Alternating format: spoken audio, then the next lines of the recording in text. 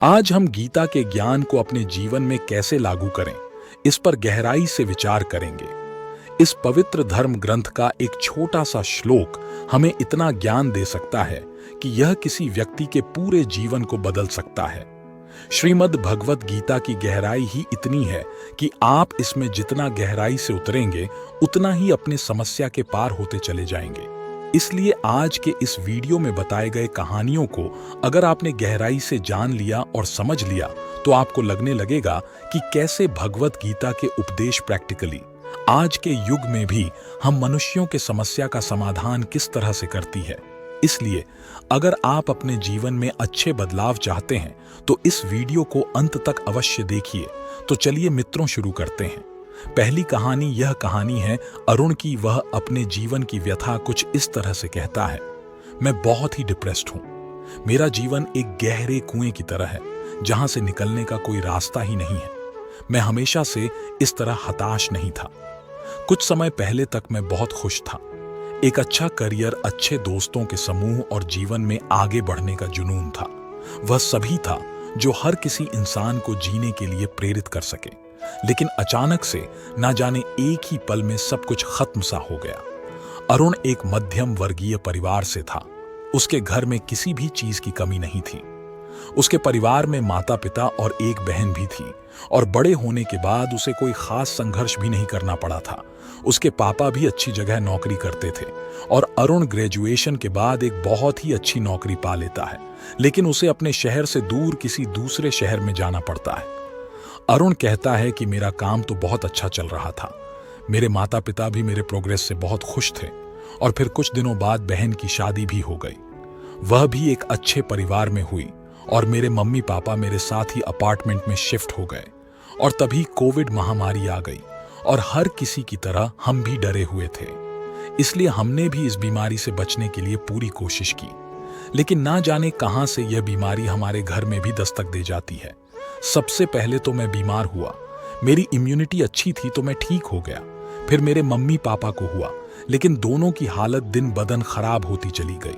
उन्हें अस्पताल भी ले जाया गया, लेकिन उनके हालत में कोई सुधार नहीं हुआ, और 5 दिन के भीतर ही दोनों ही इस दुनिया को छोड़कर चले गए। और देखते ही देखते मेरा परिवार तबाह हो गया, और मैं अपनी मम्मी पापा को देख भी नहीं पाया।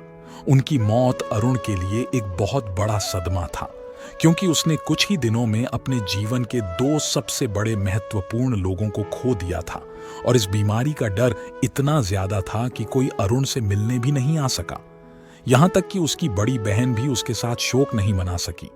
और अरुण को पता भी नहीं था कि अभी तो कुछ भी नहीं हुआ है उसके साथ, क्योंकि उसका आने वाला समय और भी ज्यादा बुरा होने वाला था। कुछ ही दिनों बाद उसके ऑफिस से एक मेल आया जिसमें लिखा था कि उसकी कंपनी बहुत घाटे में जा रही है, और इसलिए मजबूरन उसकी कंपनी बहुत से स्टाफ को नौकरी से निकाल रहे थे, और उन्हीं में से एक अरुण भी था। अरुण ने जैसे ही इस ईमेल को पढ़ा, उसके पैरों तले जमीन खिसक गई। उसने सोचा कि मैं नौकरी के बिना क्या करूंगा, वह भी ऐसे वक्त में जब हर तरफ हाहाकार बचा हुआ है, और इस जॉब क्राइसिस में मुझे नई जॉब कहां से मिलेगी। अरुण ने अपने बॉस को भी फोन मिलाया, क्योंकि उसके बॉस के साथ बहुत अच्छा रिश्ता था। उसकी बॉस ने हमेशा उसको मदद किया था, लेकिन इस बार उसका बॉस भी उसकी मदद नहीं कर सका। बस अफसोस के सिवा कोई हेल्प नहीं कर सका, क्योंकि यह सभी निर्णय टॉप मैनेजमेंट का था। और अरुण अकेला ऐसा नहीं था, बल्कि बहुत से ऐसे लोग थे जिसे कंपनी से बाहर का रास्ता दिखा दिया गया था। बिना नौकरी के किराए के अपार्टमेंट में रहना कोई मतलब ही नहीं था, क्योंकि हर महीने किराए कहां से लाता। इसलिए अरुण अपने शहर वापस लौट आया, जहां उस घर में उसके मम्मी पापा और उसके बहन के साथ बिताए हुए खूबसूरत पल की यादें रह गई थीं। और वह अकेला पड़ गया था, और धीरे धीरे डिप्रेशन उसके के अंदर बढ़ने लगा। उसने किसी नई जॉब को पाने की तो बहुत कोशिश की, लेकिन कुछ भी हाथ नहीं लगा। उसने खुद को मोटिवेट भी किया, लेकिन उसकी सारी कोशिशें बेकार रह गईं, व्यर्थ हो गई। उसकी सारी सेविंग्स खत्म हो गई, क्योंकि उसने ऑलरेडी जितनी सेविंग्स कर रखी थी, उसका ज्यादातर हिस्सा उसने अपनी बहन की पढ़ाई और उसकी शादी में खर्च कर चुका था। लेकिन रहने के लिए उसके पास एक टूटा फूटा ही सही, लेकिन एक घर तो था, लेकिन उसके घर की छत में दरारें भी आ गई थीं और इसके पास इतने भी पैसे नहीं थे कि उसकी मरम्मत करवा सके। इसलिए उसने सोचा कि मुझे मर जाना ही बेहतर रहेगा। इसके अलावा और कोई रास्ता ही नजर नहीं आ रहा है। इस बीच उसने अपने एक मित्र को संपर्क किया जो अक्सर श्रीमद् भगवत गीता का पाठ पढ़ा करता था और सुना करता था।